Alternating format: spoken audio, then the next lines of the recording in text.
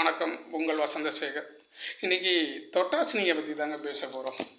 இந்த தொட்டாசினிங்கை வந்து நம்ம ஆற்றோரம், கரையோரம், அது மாதிரி வாய்க்கால் கரையோரம், ஒரு மேடான பகுதி, கொஞ்சம் நீரும் இருக்கணும், அந்த மாதிரி பகுதியில் இது அதிகமாக வளரும்.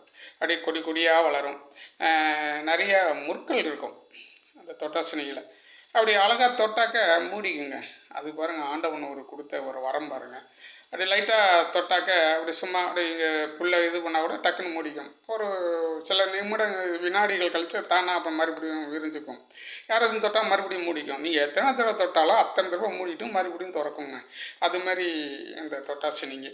நாங்களாம் சின்ன பிள்ளையா இருக்கும்போது விளையாடுவோம். அது போய் இப்படி தொட்டு தொட்டு நிறைய எங்கள் வாய்க்காலெல்லாம் நிறையா வளரும். அதை பற்றி அப்போல்லாம் ஒன்றும் தெரியல. இப்போ தான் அதை பற்றி அது மிகப்பெரிய ஒரு பாக்டீரியாவை எதிர்க்கக்கூடிய ஒரு கிருமி நாசினி மாதிரி அந்த தொட்டாசினிங்கை. நம்ம சரும நோய்கள் இருக்கு இல்லையா, அதுக்கு மருந்தாக பயன்படுத்துகிறாங்க. அவ்வளோ பெரிய ஒரு ஒரு நண்பகத்தன்மமான ஒரு தொட்டாசினிங்க அது. நாங்களாம் அப்போல்லாம் சின்ன பிள்ளைகள் சும்மா பிச்செல்லாம் எறிவோம். அது விளையாண்டுக்கிட்டு அது ஒன்றும் தெரியல. அப்போல்லாம் கொடி கொடியாக இருக்கும். பெரிய செடியெல்லாம் ஒன்றும் இருக்காது. அப்படியே தரையோடையே பலரக்கூடிய ஒரு செடி தான் தொட்டாசினிங்கை.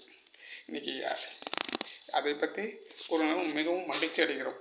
ரொம்பவும் மருத்துவ குணம் வாய்ந்தது அந்த தொட்டாசினிங்கை.